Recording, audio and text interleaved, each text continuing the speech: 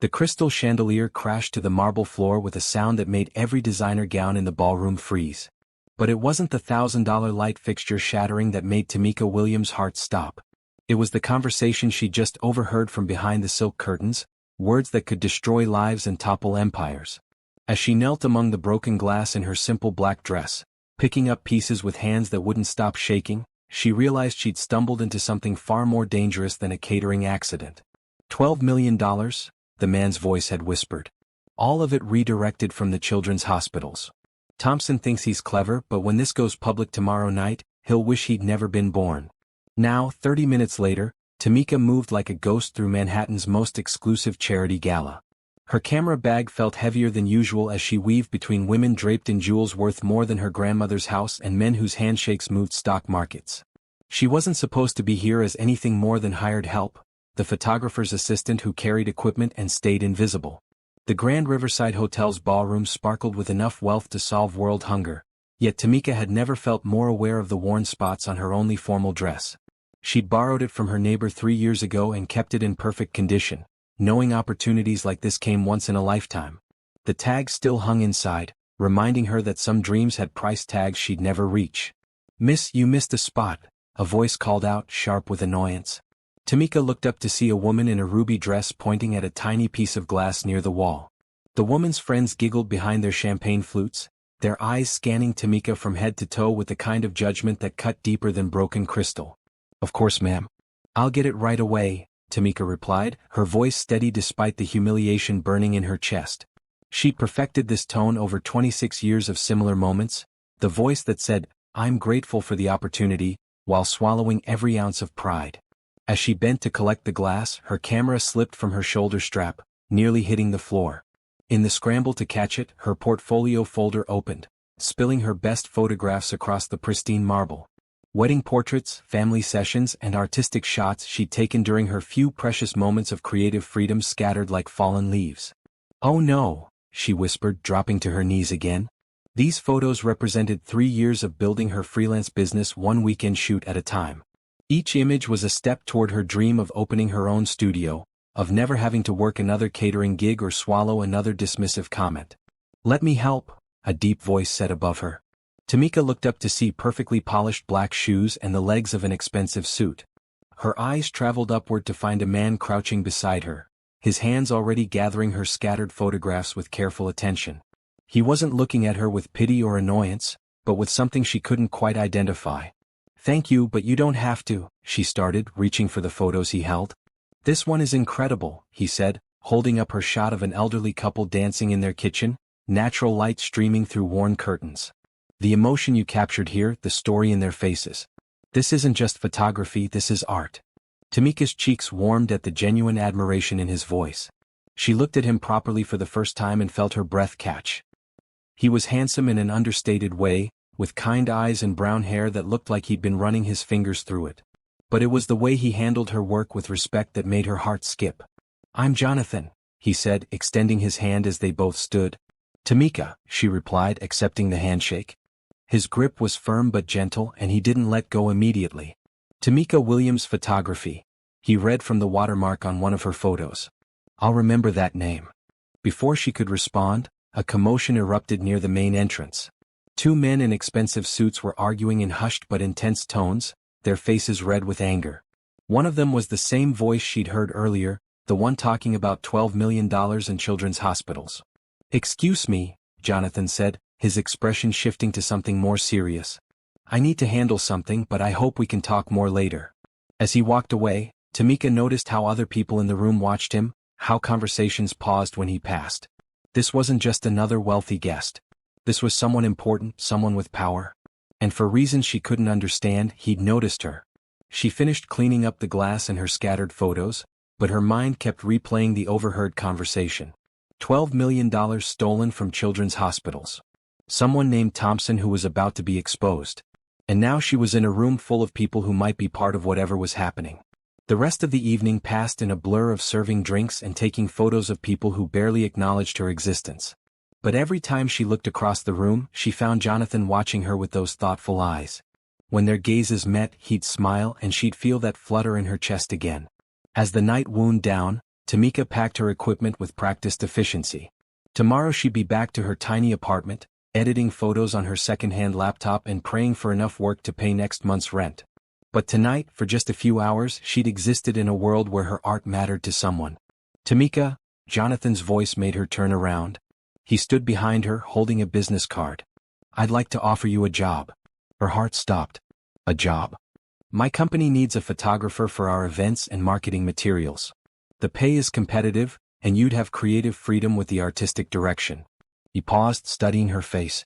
Unless you're not interested. Tamika stared at the card in her hands, reading Reed Industries in elegant lettering. This was the kind of opportunity she dreamed about, the break that could change everything. But something in the way he watched her, something in the tension she'd felt all evening, made her hesitate. I need to think about it, she said finally. Jonathan nodded, though she caught a flicker of disappointment in his eyes. Of course, take your time. But Tamika? He stepped closer, lowering his voice. Be careful who you trust. Tonight revealed more than just broken glass. As he walked away, leaving her alone with her equipment and her racing thoughts, Tamika realized she'd stumbled into something much bigger than a photography job. The conversation she'd overheard, Jonathan's cryptic warning, the way certain people had watched her throughout the evening, it all added up to a mystery that could either make her career or destroy her life. She looked down at the business card one more time, then slipped it into her camera bag next to her most precious photographs. Tomorrow she'd have to decide whether to step into Jonathan Reed's world, knowing that once she did, there might be no going back. But tonight, as she walked out into the New York evening, Tamika Williams allowed herself to believe that maybe, just maybe, her life was about to change forever. 3 days after the gala, Tamika sat in her cramped studio apartment, staring at Jonathan Reed's business card while her laptop struggled to load a simple Google search. The internet connection in her building was unreliable at best, cutting out whenever too many neighbors tried to stream videos at once. She'd been researching Reed Industries since Tuesday morning, and what she'd found both impressed and worried her. Jonathan Reed, 32 years old, had built a technology empire from nothing. His company developed software for charitable organizations, helping them manage donations and track fund distribution. On paper, he was exactly the kind of person who should be fighting against the corruption she'd overheard at the gala. But in her experience, things that looked too good to be true usually were. Her phone buzzed with a text from her grandmother. Sweetie, the bank called again. They need the payment by Friday or they'll start foreclosure proceedings. Can you help? Tamika's stomach dropped. She'd been sending every spare dollar to help with her grandmother's mortgage payments, but it wasn't enough. The house where she'd grown up, where her grandmother had raised 3 generations of their family, was about to be lost.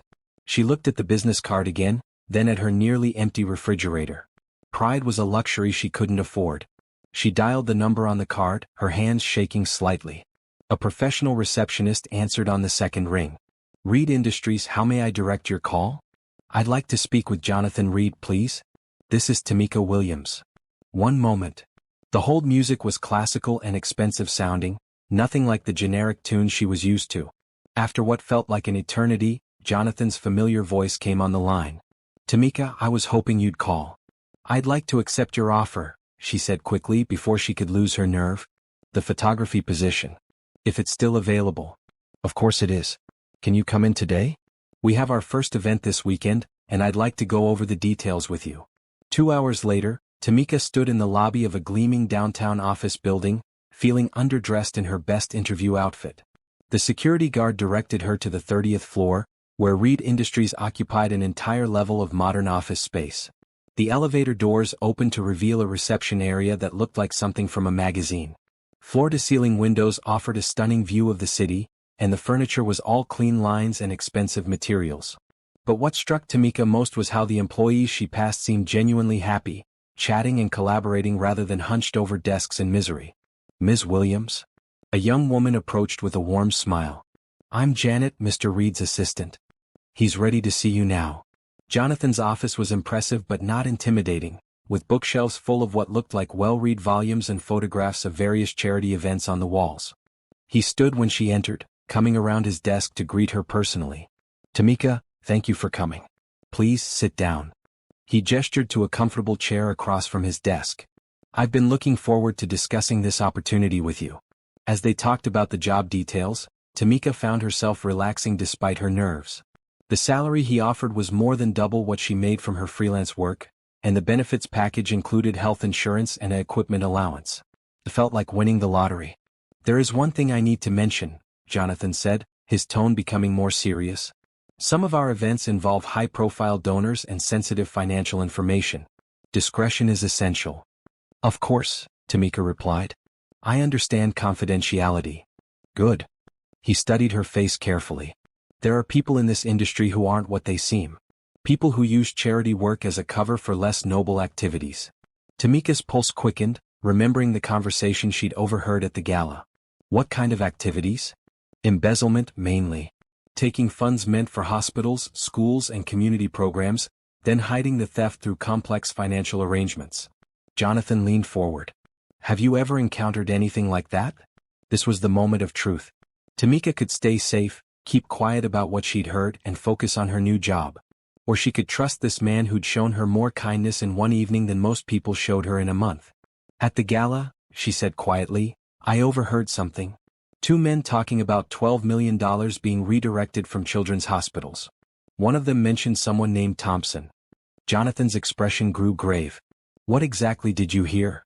Tamika repeated the conversation as accurately as she could remember, watching as Jonathan's face grew darker with each detail. When she finished, he was quiet for a long moment. "Thompson is my business partner," he said finally. "Or was. I've been investigating irregularities in our charity fund distributions for months, but I needed proof. And now you have it? Now I have a witness." He looked at her intently. "Tamika, what you overheard could help us recover millions of dollars stolen from communities that desperately need it.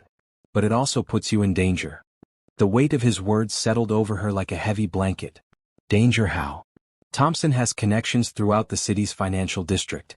If he thinks you can expose him, he'll do whatever it takes to discredit you or worse." Jonathan stood and walked to the window, his hands clasped behind his back. "I can't ask you to get involved in this. But you need my testimony." "I need your testimony, yes. But more than that, I need you to be safe." Tamika looked out at the city beyond the window, thinking about her grandmother's house, about the communities being robbed of funds meant to help them, about the way Jonathan had treated her photographs with respect when others saw her as invisible. "What would you need me to do? Are you sure about this?" He turned to face her. "Once you're involved, there's no going back." "I'm sure." Jonathan returned to his desk and pulled out a folder. "We're attending a charity auction this weekend. Thompson will be there, along with several other people involved in the scheme. I need you to photograph the event, but more importantly, I need you to help me identify everyone you saw at the gala." "I can do that." "There's more." He opened the folder to reveal what looked like financial documents. "Some of these people have been stealing from cancer research funds, scholarship programs, and disaster relief efforts. The total amount could be over $50 million. Tamika felt sick. $50 million that could have saved lives, funded educations, rebuilt communities after disasters. Instead, it had been lining the pockets of people who already had more money than they could spend in several lifetimes. How long has this been going on? At least 3 years, maybe longer? Jonathan's jaw tightened. "I've been building this company to help legitimate charities operate more efficiently, and my own partner has been using our systems to steal from the very people we're supposed to help." They spent the next hour going over details for the weekend event. Tamika would attend as the official photographer, giving her access to all areas of the venue. Jonathan would introduce her to key people, and she would identify anyone she recognized from the gala. As she prepared to leave, Jonathan walked her to the elevator. "Tamika, I want you to know how grateful I am for your help. Not many people would risk their safety to help strangers." "Those aren't strangers," she replied. "Those are communities like the one I grew up in. People who depend on programs like these to survive." The elevator arrived, and as she stepped inside, Jonathan caught her arm gently. "One more thing. If at any point you feel unsafe or want to back out, just say the word. No questions asked, and your job here is secure regardless." "Thank you," she said, meaning it. "For everything." As the elevator descended, Tamika realized her life had just taken a dramatic turn. 3 days ago, she was a struggling photographer worried about paying rent. Now she was part of an investigation that could expose massive corruption and help recover millions of stolen dollars. But more than that, she was working with a man who seemed to genuinely care about justice, who treated her as an equal partner rather than just hired help. For the first time in years, Tamika felt like she was exactly where she was supposed to be. Her phone buzzed with another text from her grandmother. "Don't worry about the house payment, sweetie. Something will work out." Tamika smiled, typing back, "Actually, Grandma, I think it just did." The weekend couldn't come fast enough. Saturday morning brought unseasonably warm weather to New York City, the kind of day that made even the busiest streets feel alive with possibility. Tamika stood in front of her bedroom mirror, adjusting the professional camera strap across her shoulder and checking her appearance one final time. The dress she'd chosen was simple but elegant, purchased with her advance payment from Reed Industries. For the first time in months, she felt like she belonged in the world she was about to enter. Her phone buzzed with a message from Jonathan. "Car will pick you up at 2 p.m. Remember, we're partners in this. Trust your instincts." Partners. The word sent a warm flutter through her chest that she tried to ignore. This was business, she reminded herself. Important business that could help a lot of people. The charity auction was being held at the Metropolitan Museum, in a private wing that overlooked Central Park. As Tamika's hired car pulled up to the entrance, she marveled at the elegant crowd already gathering on the steps. Women in designer gowns chatted with men in perfectly tailored suits, their jewelry catching the afternoon sunlight like captured stars. Jonathan was waiting for her at the security checkpoint, looking handsome in a navy suit that probably cost more than her monthly rent. But when he saw her, his face lit up with a smile that seemed completely genuine. "Tamika, you look beautiful," he said, offering his arm. "Ready for this?" "As ready as I'll ever be," she replied, accepting his escort into the museum. The auction space was breathtaking, with soaring ceilings and artwork that belonged in textbooks. Round tables were arranged throughout the room, each decorated with fresh flowers and place cards written in elegant calligraphy. A stage at the front held the evening's auction items, including original paintings, jewelry, and vacation packages that would fund various charitable causes. "The official story," Jonathan murmured as they walked, "is that we're here to bid on items for my company's charitable giving program. Your job is to photograph the event and identify anyone you recognize from last week's gala." Tamika nodded, already scanning the crowd. Within minutes, she spotted 3 people from the overheard conversation, all clustered around a table near the bar. Her pulse quickened, but she kept her expression neutral as she raised her camera to begin taking photos. "There," she whispered to Jonathan, pretending to adjust her lens while pointing subtly toward the bar area. The tall man with gray hair, the woman in the green dress, and the younger man with the beard. They were all standing near those curtains when I heard the conversation about Thompson. Jonathan followed her gaze and his jaw tightened almost imperceptibly. "That's Patricia Kellerman. She sits on the board of 3 major hospital foundations. If she's involved in this, the scope is even bigger than I thought." As they made their way through the crowd, Jonathan introduced Tamika to various donors and board members. She photographed each interaction, building a visual record of everyone present while listening carefully to conversations that might reveal more about the financial irregularities. "Ms. Williams," a familiar voice called out behind them. Tamika turned to see Patricia Kellerman approaching, her green dress shimmering under the museum lights. "I remember you from the Riverside Hotel Gala. You were cleaning up that unfortunate accident with the chandelier." "Yes, ma'am," Tamika replied politely, though she noticed the woman's eyes were cold despite her smile.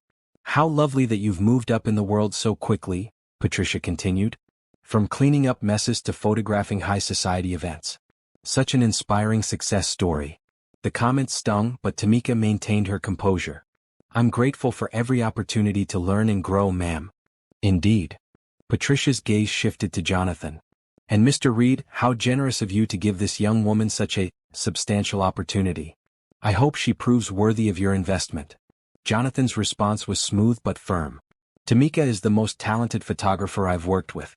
Her artistic vision and professional integrity are exactly what Reed Industries values in our partnerships." As Patricia moved away, Tamika felt a surge of gratitude toward Jonathan for defending her so gracefully. But she also noticed how Patricia's eyes had lingered on both of them, calculating and suspicious. The auction began with smaller items, building toward the evening's main attractions. Tamika moved around the room, capturing candid shots of bidders while listening to conversations at nearby tables. What she heard made her stomach turn. "The Children's Cancer Fund audit was postponed again," one woman whispered to her companion. "Thompson's people said there were technical issues with the database." "How convenient," the other replied. "Just like the technical issues with the disaster relief accounting last month." Tamika caught Jonathan's eye across the room and nodded slightly. He made his way over during a brief intermission, pretending to review her photos while she filled him in on what she'd overheard. "They're delaying audits," she murmured. "Buying time to cover their tracks. Which means we need to move faster than planned," Jonathan replied. "Can you get closer to Thompson's table? I need you to photograph the documents they're passing around." Tamika looked across the room to where Richard Thompson sat with several other well-dressed individuals. They were indeed sharing papers, pointing at specific sections and speaking in low, urgent tones. "I'll need a distraction," she said. Jonathan smiled, the expression not quite reaching his eyes. "Leave that to me." 5 minutes later, Jonathan approached Thompson's table with a confident stride, his voice carrying just enough to draw attention from nearby guests. "Richard, I've been looking for you all evening. We need to discuss the Henderson Foundation proposal before Monday's board meeting." As the men at the table turned their attention to Jonathan, Tamika moved into position, using her telephoto lens to capture clear images of the documents on the table. What she saw through her viewfinder made her hands shake. Bank account numbers, transfer schedules, and lists of charitable organizations with dollar amounts next to each name. It was a blueprint for systematic theft, laid out in black and white. She took as many photos as possible before the papers were hastily gathered up. Thompson's face had grown red during his conversation with Jonathan, and she could see tension in both men's postures. "Tamika," Jonathan appeared at her elbow as Thompson's group dispersed. "I think we've accomplished what we came for. Would you like to get some air?" They stepped out onto a museum balcony overlooking Central Park, the evening breeze providing welcome relief from the tension inside. Tamika's hands were still shaking as she checked the photos she'd taken. "I got them," she said, showing Jonathan the camera's display screen. "Bank accounts, transfer amounts, organization names. It's all here." Jonathan studied the images, his expression growing darker with each photo. "This is worse than I thought. They're not just stealing from one or two charities. They've created an entire network of fraudulent transfers. What do we do now?" "Now we turn this evidence over to the authorities." He looked at her seriously. "But Tamika, once we do that, there's no keeping you out of this. Thompson and his associates will know you were involved." Tamika thought about her grandmother's house, about the communities being robbed of essential funds, about the children whose cancer treatments were being delayed because money meant for research was lining corrupt pockets instead.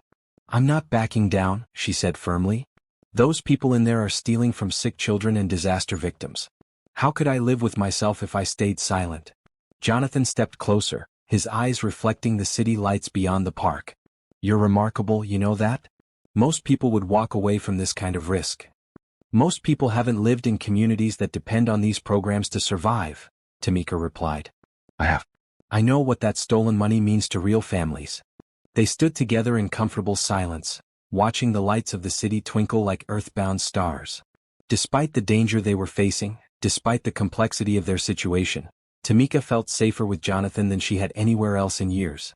"There's something I need to tell you," Jonathan said suddenly, "about why I'm so committed to exposing this corruption." Tamika turned to face him, sensing the importance of whatever he was about to share. "My sister died when she was 12, he continued, his voice quiet but steady. "Leukemia. We had good insurance, but the treatment program she needed was funded through charitable donations. The funding got delayed, cut, redirected to administrative costs. By the time she finally got into the program, it was too late. Jonathan, I'm so sorry. I built Reed Industries to make sure that never happens to another family. To ensure that charitable funds actually reach the people they're meant to help." He looked at her intently. "When I saw you at that gala, when I realized what you'd overheard, it felt like fate. Like maybe all of this was meant to happen." Tamika's heart ached for the pain in his voice, for the loss that had shaped his entire career. "Your sister would be proud of what you're doing." "I hope so." He reached out to touch her hand gently. "And I hope she would approve of the partner I've found to help me do it." The word partner hung between them, carrying more weight than just their professional collaboration. Tamika felt the shift in their relationship, the way their shared mission had brought them closer than either had expected. "We should go back inside," she said finally, though part of her wanted to stay on this balcony forever, away from the corruption and danger waiting in the elegant rooms behind them. "Yes," Jonathan agreed, but he didn't immediately move away. "Tamika? Whatever happens next, I want you to know that meeting you has changed everything for me. This investigation, this company, my entire perspective on what's possible when two people truly trust each other." As they returned to the auction, Tamika carried his words with her like a secret treasure. Tomorrow they would turn their evidence over to the authorities and face whatever consequences came from exposing such powerful people. But tonight, walking beside Jonathan through rooms full of people who saw her as either invisible or inferior, she felt like she could take on the world. The investigation was just beginning, but their partnership had already become something neither of them had expected to find. Monday morning arrived with the kind of crisp October air that made New York City feel electric with possibility. Tamika sat in a conference room at Reed Industries, surrounded by FBI agents, federal prosecutors, and enough legal documents to fill a small library. The photos she'd taken at the charity auction were displayed on multiple screens around the room, each image analyzed and cross-referenced with financial records that painted a disturbing picture of systematic theft. Ms. Williams, Agent Patricia Morrison said, her voice professional but kind, "Your photographs have given us our first concrete evidence of this money laundering operation. The documents you captured show transfers totaling over $60 million stolen from charitable funds." $60 million. The number was so large that Tamika could barely comprehend it. That money could have funded thousands of cancer treatments, rebuilt entire communities after natural disasters, provided scholarships for students who would never otherwise afford college. What happens now? Tamika asked, acutely aware of Jonathan sitting beside her, his presence both comforting and complicated. "Now we build a case," Agent Morrison replied. "But we need your continued cooperation. These people aren't going to give up easily, and they have resources to fight back hard." Over the next 2 weeks, Tamika found herself living a double life she'd never imagined. During the day, she continued her work as Reed Industries' official photographer, documenting legitimate charity events and corporate meetings. But several evenings each week, she met with federal agents to review evidence and plan the next phase of their investigation. The work was dangerous but important, and her partnership with Jonathan deepened with each passing day. He treated her as an equal collaborator, valuing her insights about the financial documents and her ability to identify key players in the corruption network. More than that, he seemed genuinely interested in her thoughts about art, family, and dreams beyond their current investigation. "Your grandmother raised you?" Jonathan asked one evening as they walked through Central Park after a particularly long day of reviewing bank records. It had become their routine, these walks that helped them decompress from the intensity of their work. "From the time I was 8, Tamika replied, adjusting her camera strap. She'd been taking photos throughout their walk, capturing the way autumn light filtered through the changing leaves. "My parents died in a car accident, and she stepped in without hesitation. Worked double shifts at the hospital to keep me in school, made sure I had everything I needed to chase my dreams." "She sounds incredible." "She is. She's the one who bought me my first camera when I was 15. Said she'd never seen someone light up the way I did when I was behind a lens." Tamika paused to photograph an elderly couple sharing a bench, their hands intertwined despite decades of marriage. "I've been trying to pay her back ever since." "Is that why you took this job? To help with her mortgage?" Tamika nodded, surprised by how easy it was to be honest with him. "The bank was about to foreclose. I was desperate, and your offer came at exactly the right moment." Jonathan stopped walking, turning to face her with an expression she couldn't quite read. "I'm glad you were desperate enough to trust me. But Tamika, I hope you know that this job isn't charity. You're genuinely talented and Reed Industries is lucky to have you." Before she could respond, her phone buzzed with a text from Agent Morrison. "Thompson knows. Meeting tomorrow at 8 a.m. Come prepared for anything." The message sent a chill down Tamika's spine. They'd known this moment would come, when Richard Thompson and his associates realized they were being investigated. But knowing it was coming and facing it were two very different things. "What is it?" Jonathan asked, noticing her expression. She showed him the message, watching as his jaw tightened with familiar determination. "Are you ready for this?" he asked. "I have to be." The next morning's meeting revealed just how high the stakes had become. Agent Morrison spread photos across the conference table, surveillance images of Thompson meeting with people Tamika recognized from various charity events. "They're mobilizing," Agent Morrison explained. "Our sources indicate they're planning to discredit your testimony by attacking your credibility and your relationship with Mr. Reed." "What kind of attacks?" Jonathan asked, his voice sharp with concern. "They'll claim Ms. Williams is lying to protect a romantic relationship with you. They'll question her motives, her character, her ability to accurately recall what she overheard." Agent Morrison looked directly at Tamika. "They'll try to make this about everything except the evidence you've provided." Tamika felt sick. She'd expected legal challenges, but personal attacks felt like a different kind of violation. Will it work?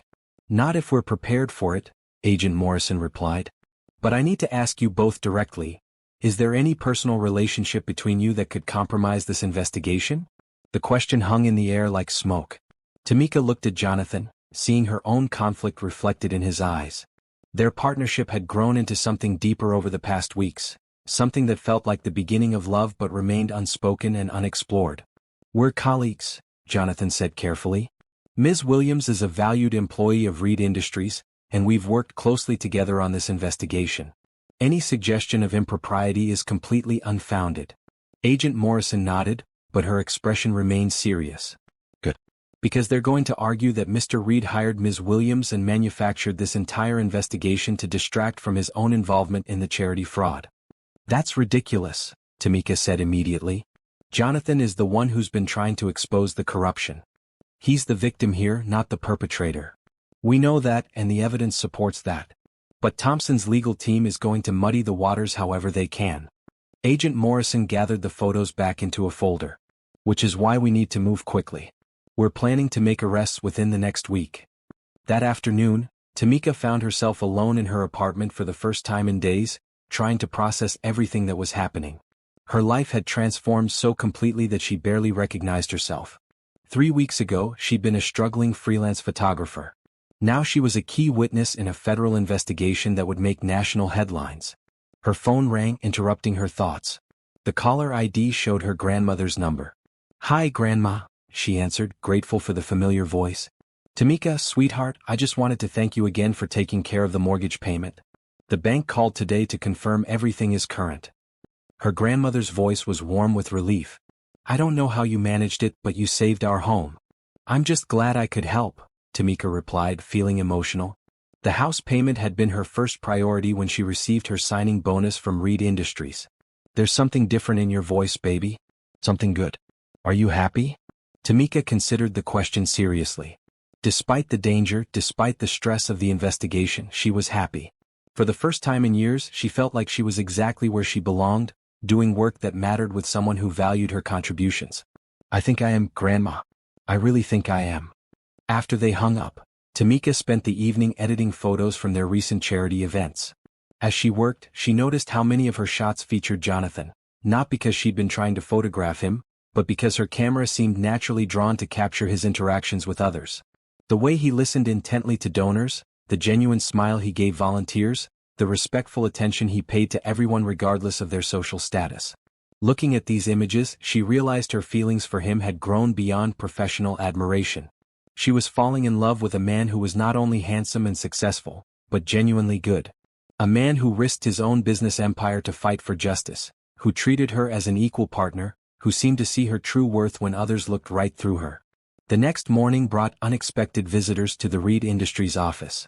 Tamika was reviewing photos at her desk when Janet, Jonathan's assistant, appeared looking pale and shaken. "Tamika, Mr. Reed needs to see you immediately. There are federal marshals in his office." Her heart pounding, Tamika grabbed her camera and portfolio before hurrying to Jonathan's office. Through the glass walls, she could see him speaking with 3 official-looking individuals in dark suits. "Ms. Williams," Agent Morrison called out when she entered. "Perfect timing. We have a development." "What kind of development?" Tamika asked, noticing the tension in Jonathan's posture. "Thompson's legal team filed an injunction this morning, claiming that your photographs were obtained illegally and can't be used as evidence. They're arguing that you were trespassing at the charity auction and that Mr. Reed coerced you into participating in industrial espionage." "That's completely false," Tamika said immediately. "I was there as the official photographer and everything I did was legal." "We know that, but they're trying to get your testimony thrown out before we can make arrests." Agent Morrison opened her briefcase and pulled out several documents. "Which is why we need to accelerate our timeline. We're executing search warrants this afternoon, and we need you both to be prepared for media attention." The next few hours passed in a whirlwind of activity. Federal agents arrived at multiple locations across the city, serving warrants on Thompson and his associates while seizing financial records and computer files.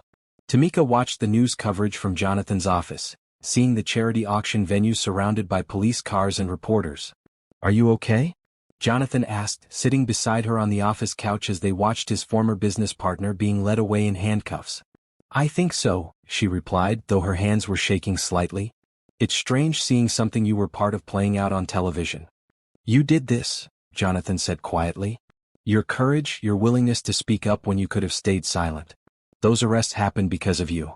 Tamika looked at him, seeing pride and something deeper in his expression. We did this together.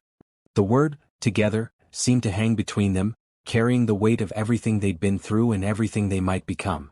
Without thinking, Jonathan reached out to take her hand, his fingers intertwining with hers in a gesture that felt both natural and significant. Tamika, he began, then stopped as if struggling with what to say next. I know, she said softly. I feel it too. They sat in comfortable silence, hands linked, watching as the news coverage continued.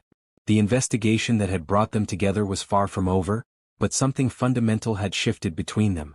They were no longer just colleagues working toward a common goal. They were partners in every sense of the word, bound together by shared values and growing love. When this is all finished, Jonathan said eventually, when the trials are over and the stolen money is returned to the charities, I'd like to take you somewhere. Where? Anywhere you want to go. Paris to photograph the Louvre, Kenya for wildlife shots, or just upstate to see the fall foliage. I want to watch you work when you're completely free to create whatever moves you. Tamika felt tears prick her eyes at the thoughtfulness of his words. I'd like that very much. As the afternoon wore on, they received updates from Agent Morrison about the arrests and evidence seizures. The scope of the corruption was even larger than they'd initially suspected, involving dozens of people and multiple charitable organizations across several states. Your photographs were crucial, Agent Morrison told them during a conference call.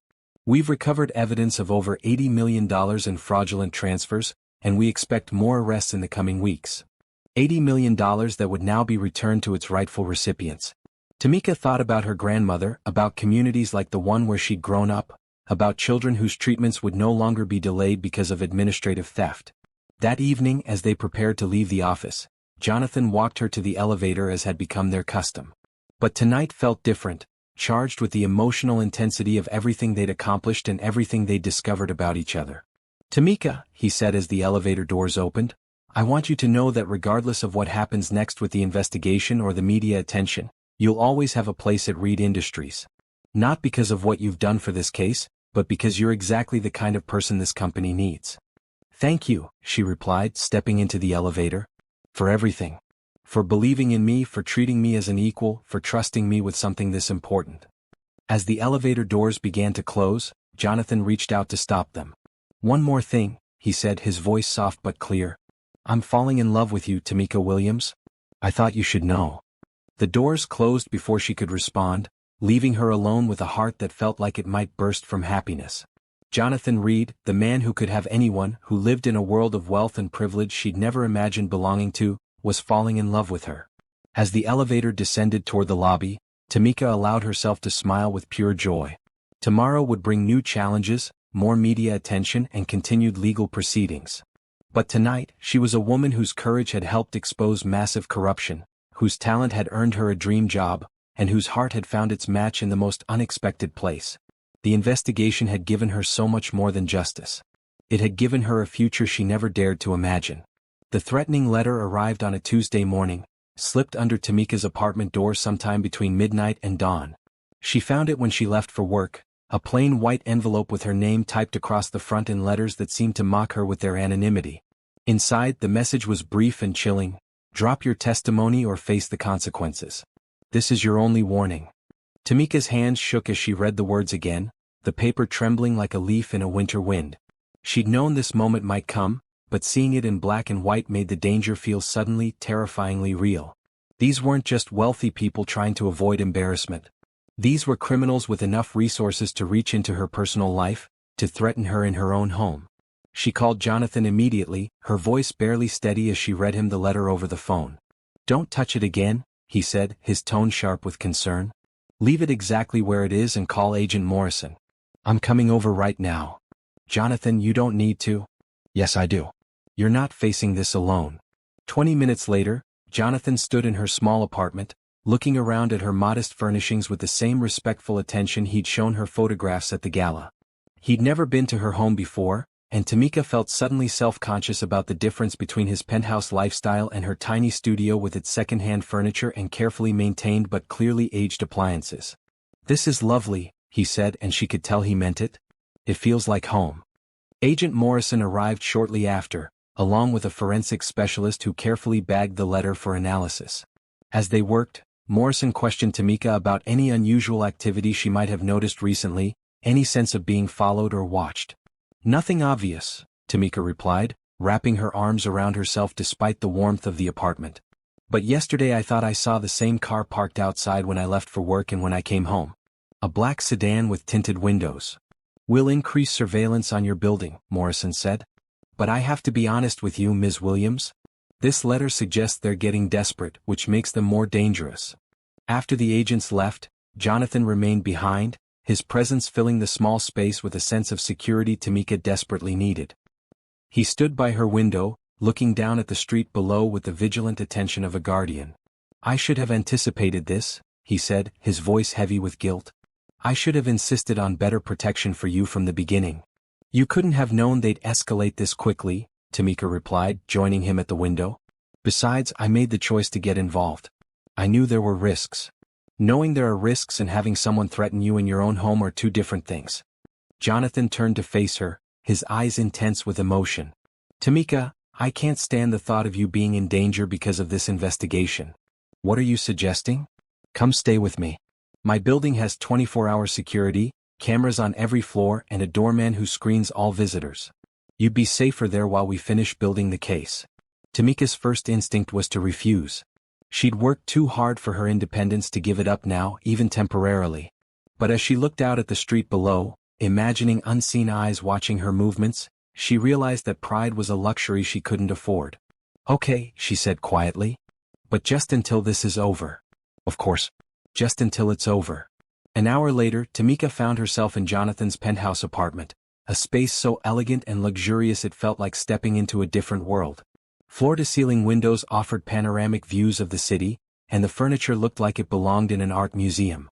But what struck her most were the personal touches: photographs of what must be his family, shelves lined with well-read books, and a small collection of vintage cameras displayed on a side table. "You collect cameras?" she asked, drawn to the vintage equipment. "I started collecting them after my sister died," Jonathan explained, his voice soft. "She loved photography, always carrying around this old Polaroid camera and taking pictures of everything. After she passed, I found boxes of her photos in her room. Random moments, family dinners, flowers in the garden, our dog sleeping in the sunshine. They were beautiful in their simplicity."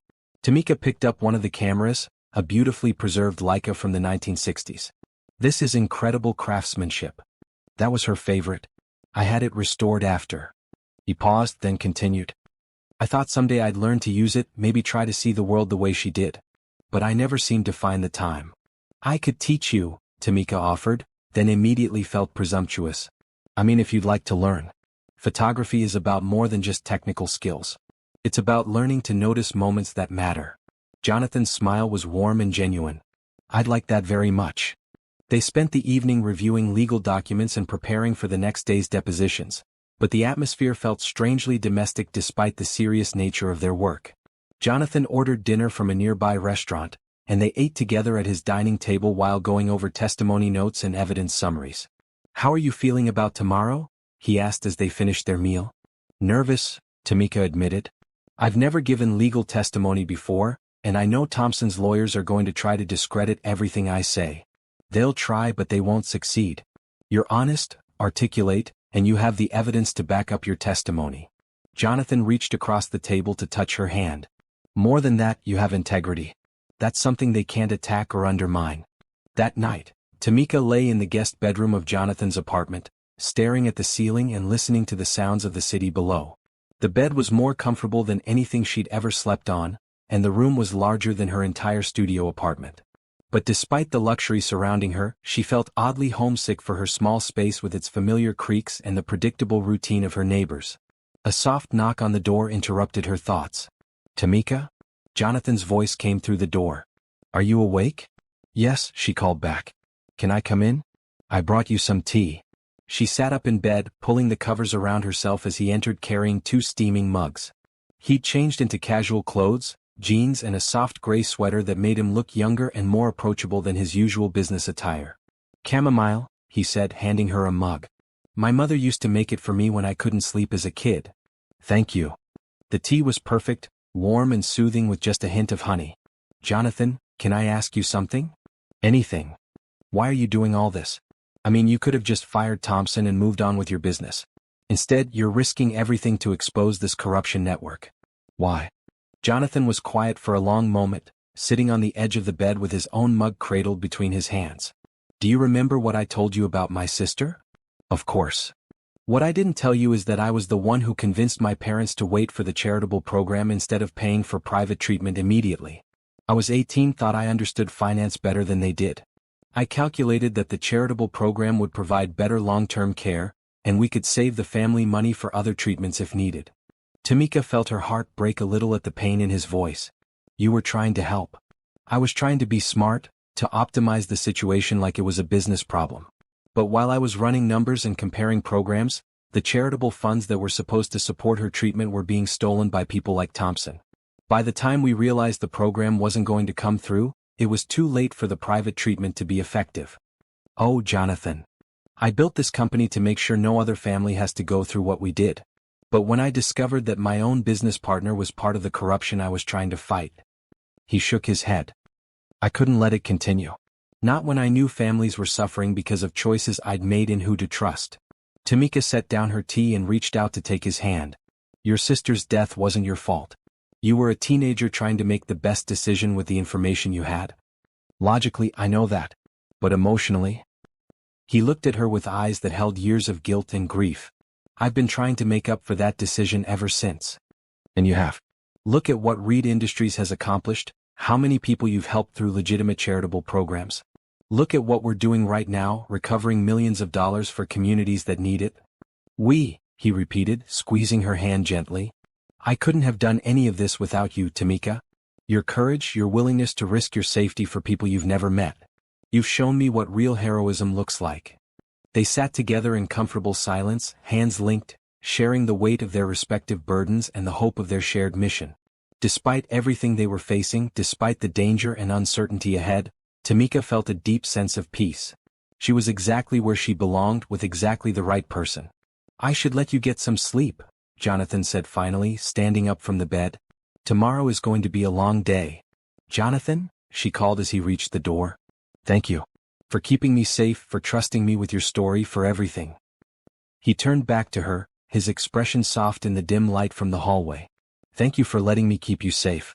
And Tamika? What I said yesterday about falling in love with you. I meant every word." After he left, Tamika lay back against the pillows, her heart full despite the challenges ahead.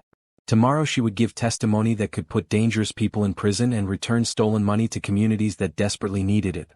But tonight, she was a woman falling in love with a man who saw her true worth, who trusted her with his deepest pain, and who was willing to risk everything for justice.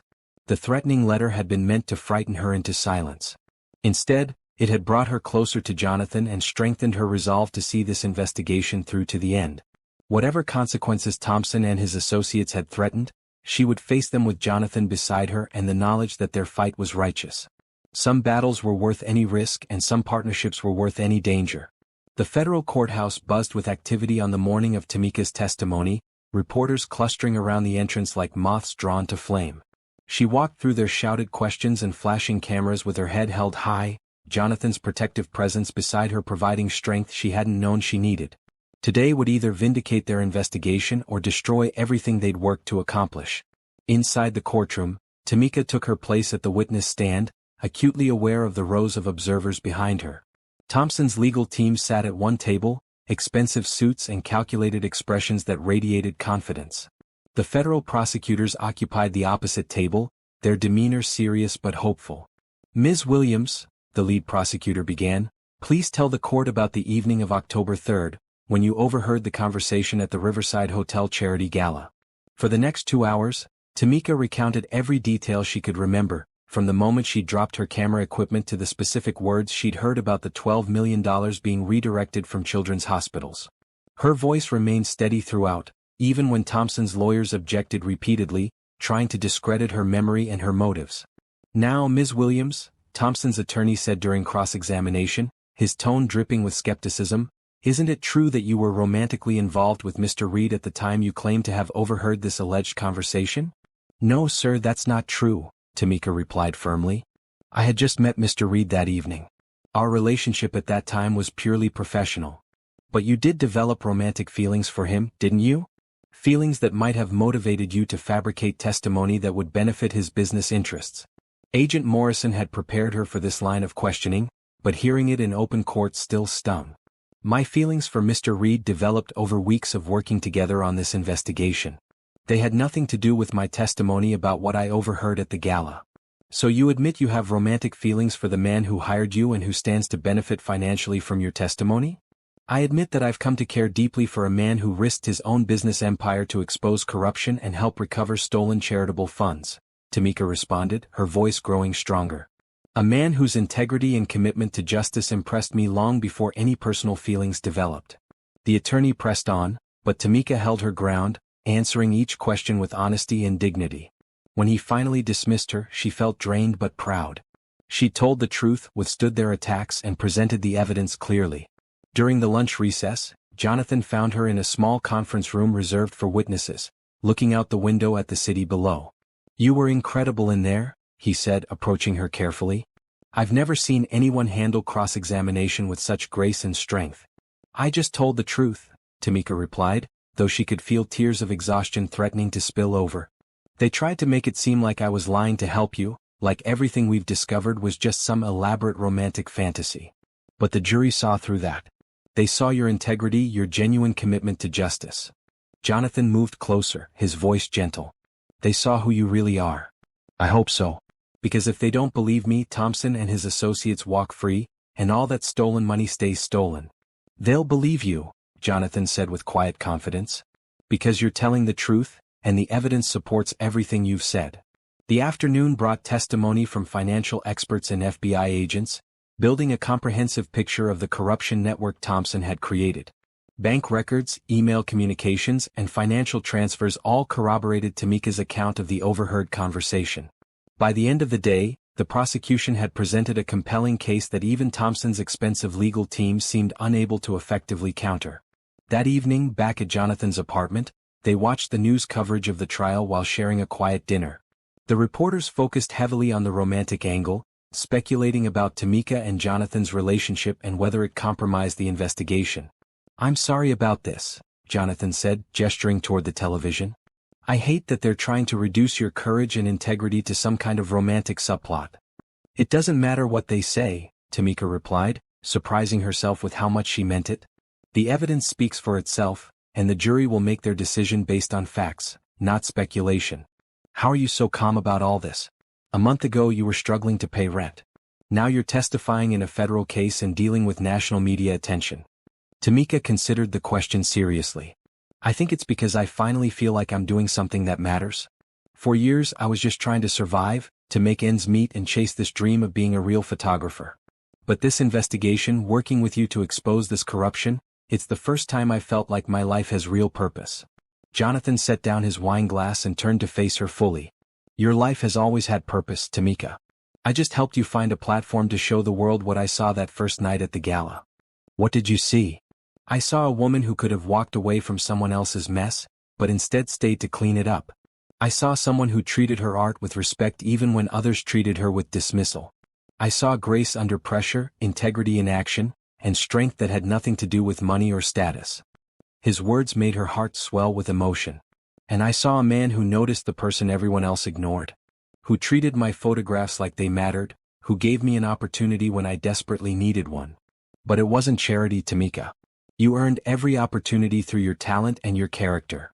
They moved closer together on the couch, the space between them charged with months of growing feelings and shared experiences. The investigation had brought them together, but what they discovered about each other went far beyond their professional collaboration. Jonathan, Tamika said softly, when this is all over, when the trial ends and the media attention dies down, what happens to us? What do you want to happen? I want to see where this goes.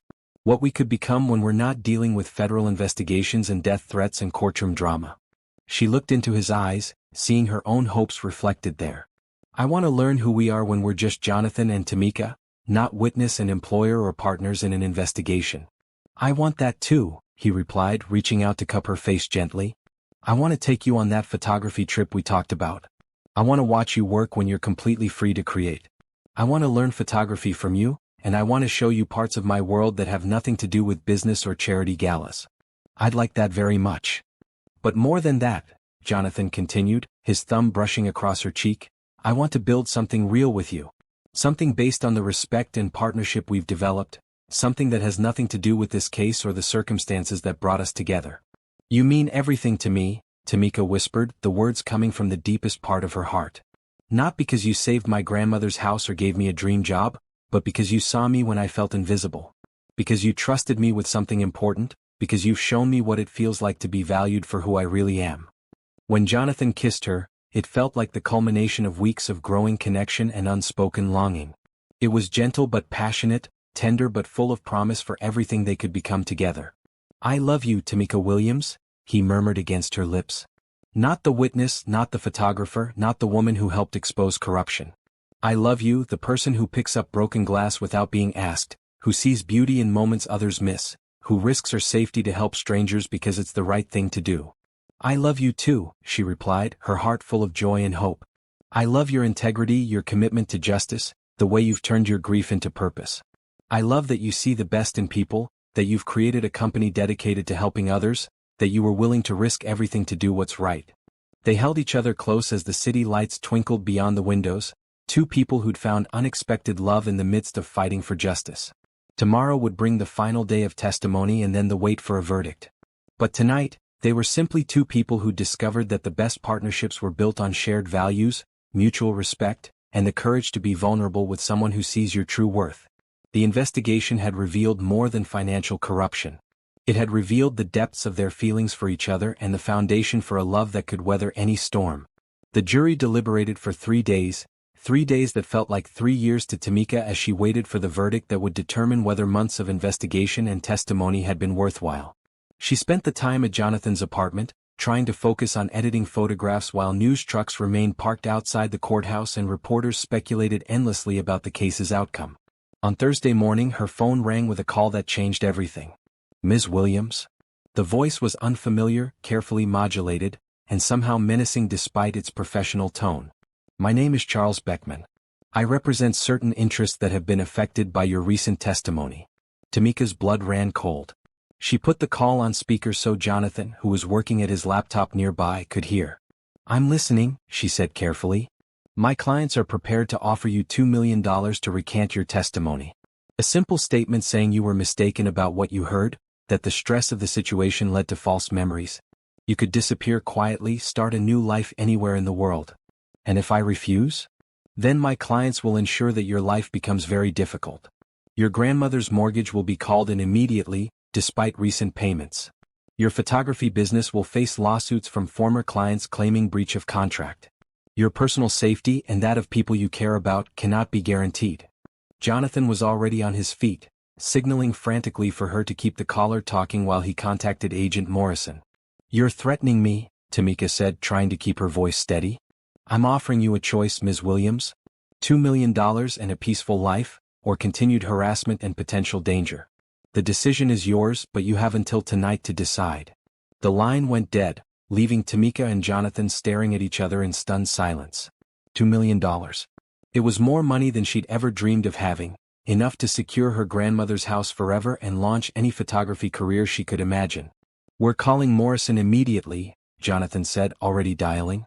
Wait, Tamika said, her mind racing. What if we can use this? Use it how? Tamika, these people just threatened your grandmother and offered you a fortune to commit perjury. There's no using this situation. Agent Morrison arrived within an hour, accompanied by 2 other agents and a prosecutor from the district attorney's office. They listened to the recorded call that Jonathan's security system had automatically captured, their expressions growing grimmer with each word. This is witness tampering and bribery, Morrison said. We can add these charges to the case against Thompson's organization. Can you trace the call? Tamika asked. We're working on it, but these people aren't amateurs. They likely used untraceable phones and routing systems. Morrison looked at Tamika seriously. Ms. Williams, I need to ask, are you considering their offer? The question hung in the air like smoke. $2 million. Financial security for life. Safety for her grandmother and herself. All she had to do was say she'd been mistaken about a conversation she'd overheard in a moment of chaos. No, Tamika said firmly. I'm not considering it. Tamika, Jonathan said gently, maybe you should think about this. $2 million could give you the freedom to pursue your art without ever worrying about money again. She looked at him in surprise. You think I should take it? I think I can't stand the thought of you being in danger because of this investigation. If taking their money keeps you safe. It won't keep me safe, Tamika interrupted. Don't you see? If I take their money and recant my testimony, I become complicit in their crimes. I become someone who can be bought, which means I can be controlled forever. They'll own me. But you'd be alive and financially secure. I'd be alive and morally compromised, she replied, her voice gaining strength. Jonathan, that $12 million they stole was meant for children's cancer treatments.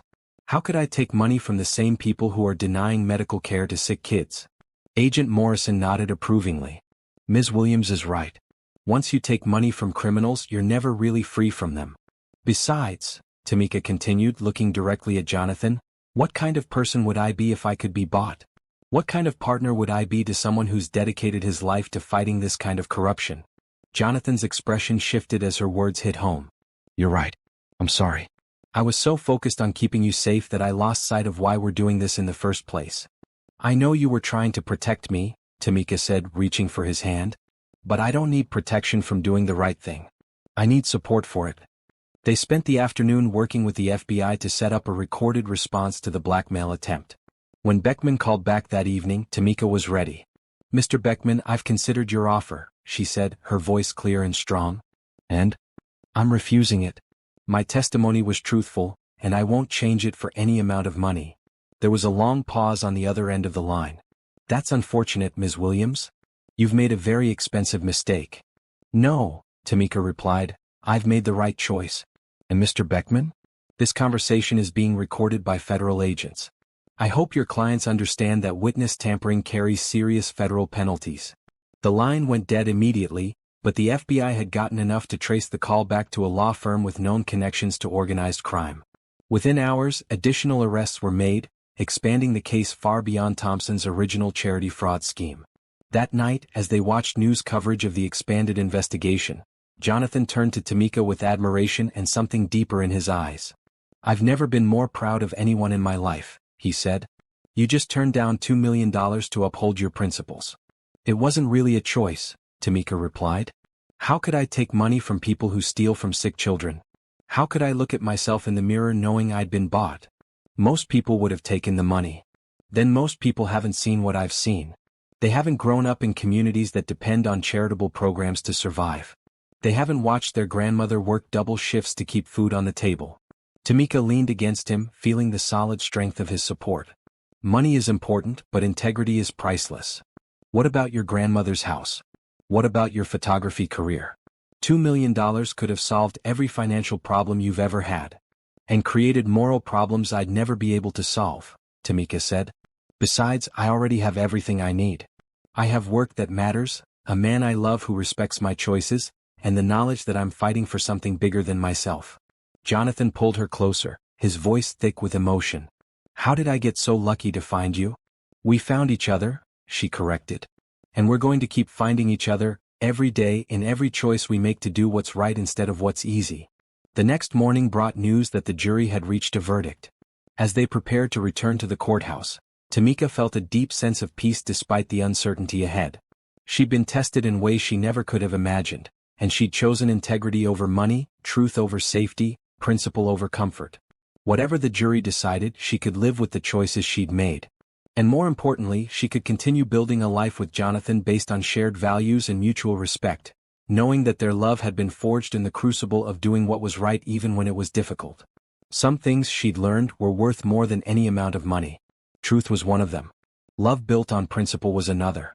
And the ability to look at yourself in the mirror every morning knowing you'd chosen what was right over what was profitable, that was worth more than all the money in the world. The courthouse steps were packed with reporters and cameras as Tamika and Jonathan made their way through the crowd on Friday morning. The jury had deliberated for 4 days total, and the tension in the air was thick enough to cut with a knife. Tamika held Jonathan's hand tightly, drawing strength from his steady presence as they navigated the chaos of media attention. "Ms. Williams. Ms. Williams," reporters shouted from every direction. "How do you feel about the death threats? Are you concerned about retaliation? Do you regret getting involved?" Tamika kept her eyes forward, refusing to engage with the sensationalized questions. She'd made her choice to stand by her testimony, and no amount of media pressure would change that decision. Jonathan's security detail formed a protective barrier around them as they climbed the courthouse steps. Inside, the courtroom was packed to capacity. Thompson sat at the defendant's table looking haggard and defeated, a stark contrast to the confident man she'd first encountered at the charity gala. His legal team shuffled papers nervously, their earlier arrogance replaced by barely concealed anxiety. Agent Morrison caught Tamika's eye from across the room and nodded reassuringly. The additional arrests made after the blackmail attempt had strengthened their case considerably, providing even more evidence of the systematic corruption that had been robbing charitable organizations for years. "All rise," the bailiff announced as Judge Patricia Chen entered the courtroom. Judge Chen was a small woman with silver hair and sharp eyes that seemed to see everything. She'd presided over the entire trial with fairness but little patience for legal theatrics or attempts to muddy the evidence with irrelevant personal attacks. "Ladies and gentlemen of the jury," she said once everyone was seated, "have you reached a verdict?" The jury foreman, a middle-aged teacher from Queens, stood up holding a folded piece of paper. "We have, Your Honor." "Please read the verdict." Tamika felt her heart hammering against her ribs as the foreman unfolded the paper. Months of investigation, weeks of testimony, and countless hours of preparation all came down to this single moment. On the charge of conspiracy to commit fraud, we find the defendant Richard Thompson guilty. The courtroom erupted in gasps and murmurs, but Tamika barely heard them. Relief flooded through her system like warm water, followed immediately by a deep sense of vindication. On the charge of money laundering, we find the defendant guilty. On the charge of wire fraud, we find the defendant guilty. The foreman continued reading through a list of charges, each guilty verdict adding to the weight of justice finally being served.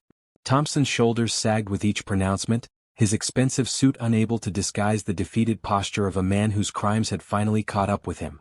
When the foreman finished reading, Judge Chin addressed the courtroom with solemnity. "Mr. Thompson, you have been found guilty on all counts of defrauding charitable organizations and stealing funds meant to help the most vulnerable members of our society.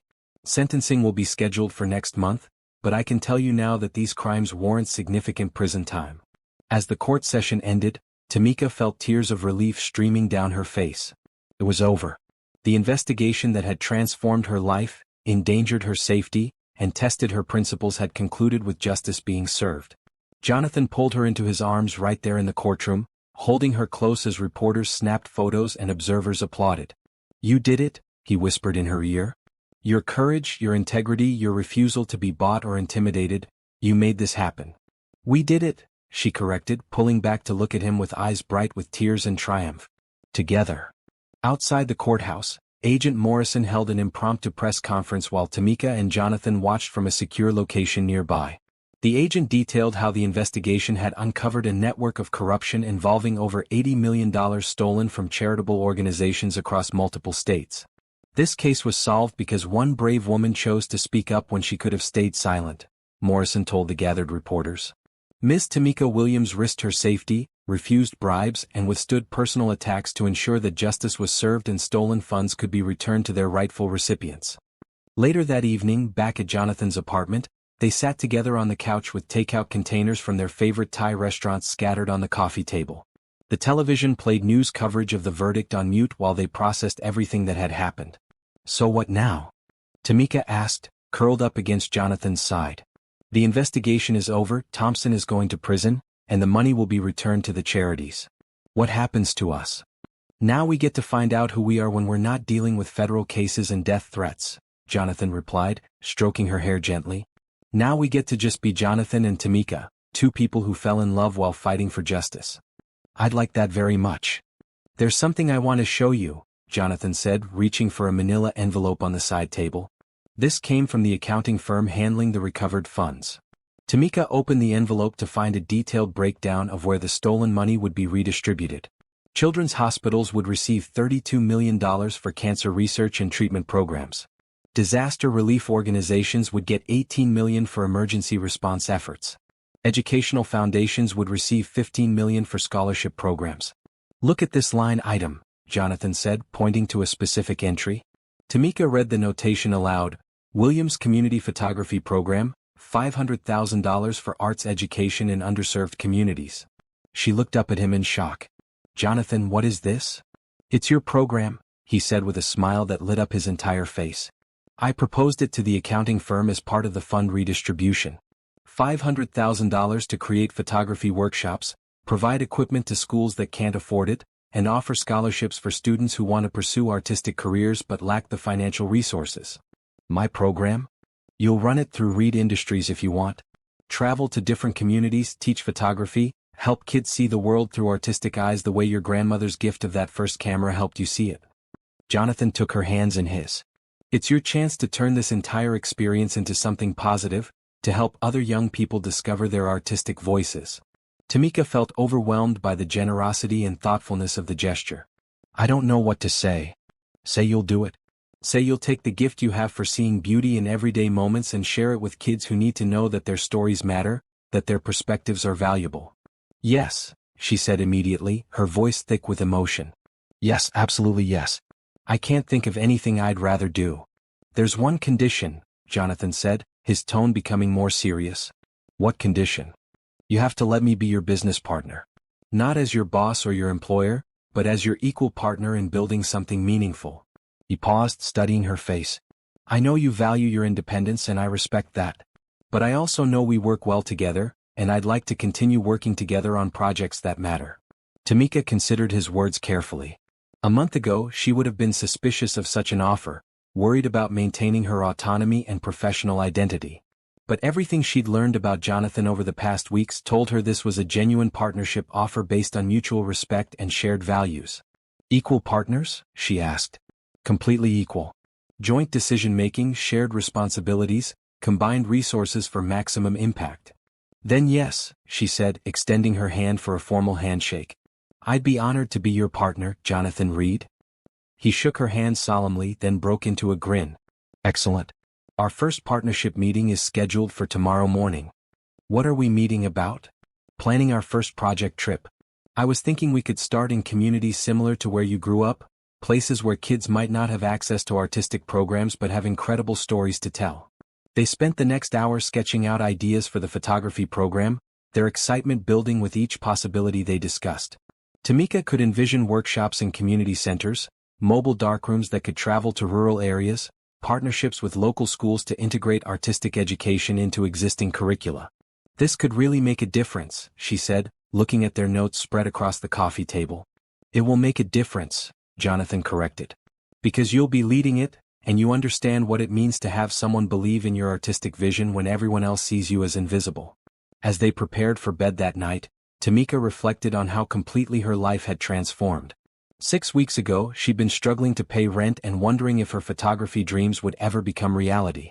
Now she was the key witness in a major federal case, the recipient of a dream job, and the co-founder of a program that could help hundreds of young artists discover their voices. More than that, she'd found love with a man who saw her true worth, who supported her principles even when they put her in danger, who wanted to build something meaningful with her based on shared values and mutual respect. Jonathan? She called from the guest room doorway. Yes. Thank you. For everything. For seeing me that first night, for trusting me with this investigation, for supporting my choices even when you were worried about my safety. For helping me turn the worst experience of my life into something that can help other people. Thank you for being exactly who you are, he replied. For choosing integrity over money, for standing up to powerful people who tried to intimidate you, for showing me what real courage looks like. As she settled into bed, Tamika felt a deep sense of contentment and anticipation for the future. Tomorrow would bring new challenges and opportunities, but she would face them with Jonathan beside her and the knowledge that their partnership was built on the strongest foundation possible. Shared principles, mutual respect, and love that had been tested and proven true.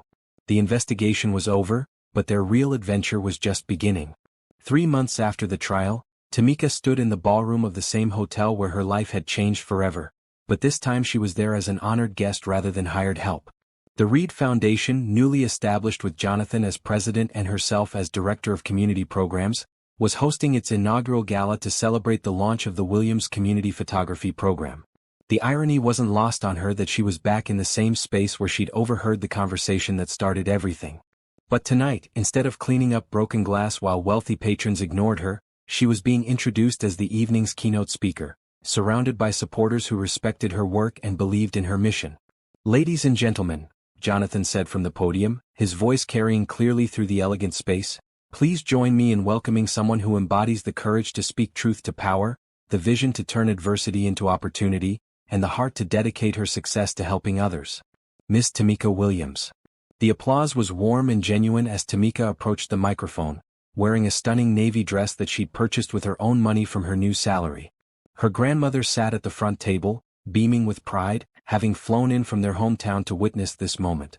"6 months ago," Tamika began, her voice steady despite the emotions swirling in her chest, "I was in this same room, picking up broken glass and feeling invisible.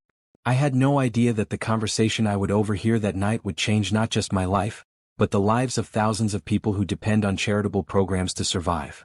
She went on to tell the story of the investigation, carefully avoiding details that might compromise ongoing legal proceedings, but emphasizing the importance of ordinary people speaking up when they witness wrongdoing. The audience listened intently, many nodding as she described the choice between personal safety and public responsibility. The money that was stolen and has now been recovered will fund cancer treatments for children, provide disaster relief for communities in crisis, and offer educational opportunities for young people who might otherwise never have the chance to pursue their dreams, she continued. "But more than that, this case has shown us that justice is possible when people choose to stand together rather than stand by." When she finished speaking, the standing ovation lasted nearly 5 minutes. As she returned to her seat, Jonathan caught her hand and squeezed it gently, his eyes shining with pride and love. The evening continued with presentations about the Foundation's work and the specific programs that would be launched with the recovered funds. Tamika watched with satisfaction as donors pledged additional support for the photography program, expanding its reach beyond what she'd initially dared to hope. During the dinner service, Agent Morrison approached their table with a smile. "Ms. Williams, Mr. Reed, I wanted to give you an update on the final sentencing hearings." "Good news, I hope?" Jonathan asked. "Very good news. Thompson received 15 years in federal prison, and his associates received sentences ranging from 8 to 12 years. More importantly, we've recovered 96% of the stolen funds, which are already being distributed to the affected charities." Tamika felt a surge of satisfaction at the news. Justice had been served, and the money would finally reach the people who needed it most. "There's something else," Morrison continued. "The FBI is creating a new witness protection and support program based on what we learned from your case. We want to make it easier for people to come forward when they witness financial crimes, without fearing for their safety or economic security." "That's wonderful," Tamika said. "Maybe other people won't have to go through what we experienced." After Morrison left, Tamika and Jonathan stepped out onto the same balcony where they'd first acknowledged their growing feelings for each other. The city lights sparkled below them, but the view felt different now, full of possibility rather than uncertainty. "Can you believe where we are now?" Tamika asked, leaning against the railing. "Sometimes it feels like a dream," Jonathan replied, moving to stand beside her. "6 months ago, I was running a company with a corrupt partner, you were struggling to make ends meet, and neither of us had any idea we were about to meet someone who would change everything. Do you think we would have fallen in love if we'd met under different circumstances? At a regular business meeting or social event?" Jonathan considered the question seriously. "I think I would have been attracted to your talent and your character regardless of how we met. But going through this investigation together, facing danger and making difficult choices side by side, it created a bond that might have taken years to develop under normal circumstances. We certainly got to know each other's true character quickly," Tamika agreed with a laugh. "Most couples don't have to decide whether to risk their lives for justice during their first month together. And most couples don't get to see each other stand up to federal prosecutors and organized crime figures before they've even had their first official date." They stood together in comfortable silence, watching the city below and reflecting on the journey that had brought them to this moment. Tomorrow they would fly to their first community outreach location, where Tamika would begin teaching photography workshops to young people in rural Georgia. Next month, they'd visit urban schools in Detroit and Los Angeles, bringing artistic opportunities to students who'd never had access to professional photography equipment. "Tamika," Jonathan said suddenly, his voice taking on a nervous quality she rarely heard. "Yes. There's something I wanted to ask you, something I've been thinking about for weeks." He reached into his jacket pocket and pulled out a small velvet box, dropping to one knee right there on the balcony overlooking the city where they'd fallen in love. "Tamika Williams," he said, opening the box to reveal a stunning but elegant diamond ring, "you are the most courageous, principled, and remarkable woman I've ever known. You've shown me what it means to choose what's right over what's easy, to risk everything for justice, and to turn adversity into opportunity to help others." Tamika felt tears streaming down her face as she looked down at the man who'd seen her worth when she felt invisible, who'd supported her choices even when they endangered them both, who'd helped her turn the most frightening experience of her life into the foundation for a meaningful career. "I love your integrity, your artistic vision, your commitment to helping others, and the way you make me want to be a better person every single day," Jonathan continued. "Will you marry me? Will you be my partner in every sense of the word, in business and in life, in the work we do together and the family we could build?" "Yes," Tamika said immediately, her voice thick with joy and tears. "Yes, absolutely yes." As Jonathan slipped the ring onto her finger, Tamika marveled at how perfectly it fit, both literally and symbolically. This wasn't just a proposal, it was the culmination of everything they'd built together over months of facing impossible choices and supporting each other through unimaginable challenges. "I love you, Jonathan Reed," she said as he stood up and pulled her into his arms. "I love your dedication to justice, your generosity of spirit, the way you've turned your grief into purpose. I love that you saw me as a partner from the very beginning, that you've supported my independence while offering your collaboration." When they kissed, it felt like a promise sealed not just between two people in love, but between two partners committed to building something meaningful together. The investigation that had brought them together was over, but their shared mission to fight for justice and help others was just beginning. As they returned to the gala, Tamika's engagement ring catching the light from the chandeliers, she felt overwhelmed by gratitude for the journey that had led her to this moment. 6 months ago she'd been invisible, struggling and uncertain about her future. Now she was engaged to the love of her life, launching a program that could help hundreds of young artists, and using her voice to advocate for justice and truth. The broken glass that had started everything had been swept away and forgotten. But the courage she'd found that night, the partnership she'd built with Jonathan, and the principles she'd refused to compromise, those would last forever. Standing in the same ballroom where she'd once felt like an outsider, Tamika Williams looked around at the faces of supporters and allies, at her proud grandmother, at her fiancé who saw her true worth, and knew that she was exactly where she belonged. The investigation had ended, but their real story was just beginning. 18 months later, Tamika stood in the sunlit gallery space that would host her first solo photography exhibition, surrounded by dozens of framed images that told the story of her journey from invisible catering assistant to nationally recognized artist and advocate. The photos ranged from her early wedding and family portraits to the powerful documentary series she'd created while traveling with the Williams Community Photography Program. "The lighting on this one is perfect," her grandmother said, stopping in front of a large print showing a group of teenagers in rural Mississippi examining their first professional cameras. "You can see the wonder in their eyes the moment they realized they could capture the world around them in a new way." "That was taken during our third workshop tour," Tamika replied, adjusting the placement of a smaller photo nearby. "Those kids had never seen equipment like that before, but by the end of the week, they were taking photographs that made me cry with their beauty and honesty." The exhibition, titled Seeing the Unseen, would open tonight with a reception featuring many of the young photographers Tamika had mentored over the past year. Their work would be displayed alongside hers, showing the ripple effect of artistic education and encouragement. Jonathan appeared in the gallery doorway carrying 2 cups of coffee and wearing the casual clothes he'd adopted for their community outreach work. Gone were the expensive suits of his corporate days, replaced by jeans and comfortable shirts that didn't intimidate the young people they worked with. "The caterers are here," he announced, "and Agent Morrison just called to say she'll be a few minutes late but wouldn't miss this for the world." "I still can't believe she's coming," Tamika said, accepting the coffee gratefully. "I know she's been following the program's progress, but I didn't expect her to make a special trip for the exhibition opening." "Are you kidding? You're the star witness who refused a $2 million bribe and helped recover nearly $100 million in stolen charitable funds. Of course she wants to celebrate your success." As the afternoon progressed, Tamika found herself reflecting on how much had changed since that night at the Riverside Hotel Gala. The Williams Community Photography Program had exceeded everyone's expectations, reaching over 3,000 young people across 12 states. Many of the program participants had gone on to pursue artistic careers, while others simply gained confidence and new ways of seeing the world around them. Reed Industries had transformed as well, becoming a foundation focused entirely on supporting community-based educational programs. Jonathan had discovered that he loved the hands-on work of visiting schools and community centers far more than the corporate meetings and networking events of his previous life. "Mrs. Reed," Jonathan said, appearing beside her with a mischievous smile, "are you ready for tonight?" "I'll never get tired of hearing that name," Tamika replied, twisting her wedding ring unconsciously. They'd married 6 months earlier in a simple ceremony at her grandmother's house, surrounded by family, friends, and several of the young photographers who'd become like extended family to them both. "Good, because you'll be hearing it for the next 60 years or so." The gallery doors opened at 7 p.m., and within minutes the space was filled with people whose lives had intersected with Tamika's journey in various ways.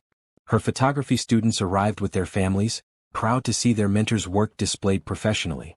Federal prosecutors and FBI agents mingled with community leaders and art collectors. Business executives who'd donated to the program chatted with teenagers who'd benefited from it. Agent Morrison approached Tamika during the reception, looking more relaxed than she had during the intense days of the investigation. "Ms. Williams, I'm sorry, Mrs. Reed, I wanted to tell you how proud I am of what you've accomplished," Morrison said, gesturing toward the photographs surrounding them. "You took an incredibly difficult experience and transformed it into something that's helping hundreds of young people discover their artistic voices." "I had a lot of help," Tamika replied, glancing toward Jonathan, who was explaining one of her photographs to a group of interested viewers. "And I learned that sometimes the most frightening experiences can lead to the most meaningful opportunities." "The FBI has been tracking the long-term impact of the Thompson case," Morrison continued. "The recovered funds have funded over 2,000 cancer treatments, provided disaster relief to 6 different communities, and offered educational scholarships to nearly 500 students. Your testimony didn't just put criminals in prison, it directly improved thousands of lives." As the evening continued, Tamika moved through the gallery, watching people engage with her photographs and listening to conversations about art, justice, and the power of speaking truth even when it's difficult. Several of her former students had pieces in the exhibition, and she felt immense pride watching them explain their artistic choices to interested observers. "Tamika," a familiar voice called out. She turned to see Patricia Kellerman, the woman who'd been arrested as part of Thompson's corruption network and had recently been released after serving her sentence. "Ms. Kellerman," Tamika said carefully, unsure what to expect from this encounter. "I wanted to apologize," Patricia said, her voice quiet but sincere. "For what I did, for what I said to you at various events, for the way I looked down on you when you were just trying to do your job with dignity." "Thank you," Tamika replied, touched by the woman's humility. "I appreciate you saying that. More than that, I wanted to tell you that what you did took incredible courage. I was involved in that corruption because I was greedy and thought I was entitled to more than I had. You risked everything to stop people like me from stealing from sick children and disaster victims." Patricia paused, her eyes bright with unshed tears. "I've been volunteering at a children's hospital since my release, trying to make amends in some small way for the harm I caused." "That's wonderful," Tamika said, meaning it. "Everyone deserves a chance to make things right." After Patricia moved away, Jonathan appeared at Tamika's elbow with 2 glasses of champagne. "That looked like an intense conversation," he observed. "She apologized," Tamika said, still processing the encounter. "For her part in the corruption and for the way she treated me before. It was unexpected." "People can change," Jonathan said, raising his glass in a small toast. "Look at us. A year and a half ago we were strangers at a charity gala. Now we're married partners running a foundation together and making a real difference in communities across the country." "To unexpected journeys," Tamika said, clinking her glass against his. "To partners who make every journey worthwhile." As the reception began to wind down, Tamika found herself standing in front of the centerpiece of the exhibition. A large photograph she'd taken of herself in a mirror, camera in hand, with the reflection showing dozens of her students behind her holding their own cameras. The image captured the essence of her journey from invisible observer to empowered teacher, from someone who felt unseen to someone who helped others learn to see. "That's my favorite piece in the whole exhibition," her grandmother said, joining her in front of the photograph. "Why?" "Because it shows who you really are. Not just a talented photographer or a brave witness or even a devoted wife, but someone who uses her gifts to lift others up. Someone who turns her success into opportunities for people who might not otherwise have them." Tamika felt tears well up in her eyes as she looked at the photograph with fresh perspective. Her grandmother was right. The journey that had begun with broken glass and overheard conversations had led her to discover her true purpose, using her artistic vision and her voice to help others find their own. "Grandma," she said, turning to face the woman who'd raised her with love and wisdom, "I have something to tell you." "What's that, sweetheart?" "Jonathan and I are expecting a baby. We found out yesterday." Her grandmother's face lit up with pure joy, and she pulled Tamika into a fierce hug that smelled of familiar perfume and unconditional love. "Oh honey, that's wonderful news. When are you due?" 7 months. "We're hoping to finish this year's workshop tour before I get too uncomfortable to travel." "A baby," her grandmother murmured, pulling back to look at Tamika with tears in her eyes. "Your parents would be so proud of the woman you've become, of the family you're building, of the difference you're making in the world." As the last guest departed and the gallery staff began cleaning up, Tamika and Jonathan stood together in the quiet space, surrounded by the photographs that documented her transformation from struggling artist to successful advocate. "Thank you," she said to Jonathan, leaning against his shoulder. "For what?" "For seeing me that first night when everyone else looked right through me. For trusting me with something important. For supporting my choices even when they put us both in danger. For helping me turn the scariest experience of my life into the foundation for everything good that's followed. Thank you for being brave enough to speak up when you could have stayed silent," Jonathan replied, wrapping his arms around her. "For choosing integrity over money, for standing up to powerful people who tried to intimidate you, for showing me what real courage looks like. And thank you for being the kind of partner who makes me want to be my best self every day." As they turned off the gallery lights and headed home to plan for the next chapter of their journey together, Tamika reflected on the unexpected path that had led her to this moment. The investigation that had threatened to destroy her life had instead given her everything she'd ever dreamed of: meaningful work, true love, financial security, and the opportunity to help others discover their own voices and potential. Tomorrow they would begin planning their next workshop tour, this time with the knowledge that they'd be traveling as a family. The baby growing inside her would be born into a world where both parents were committed to justice, artistic expression, and helping others realize their potential. The broken glass had been swept away long ago, but the courage Tamika had found that night continued to guide every choice she made. From invisible to invaluable, from struggling to successful, from silent to speaking truth to power, her journey proved that sometimes the most frightening moments can become the catalyst for the most beautiful transformations. As they walked hand in hand through the city streets where they'd fallen in love, Tamika Williams Reed knew that her story was far from over. It was just beginning, with each new day offering opportunities to see the unseen, speak for the voiceless, and help others discover the courage to transform their own lives. The investigation had ended, but their mission continued, carried forward by love, partnership, and the unshakable belief that ordinary people could do extraordinary things when they chose to stand up for what was right.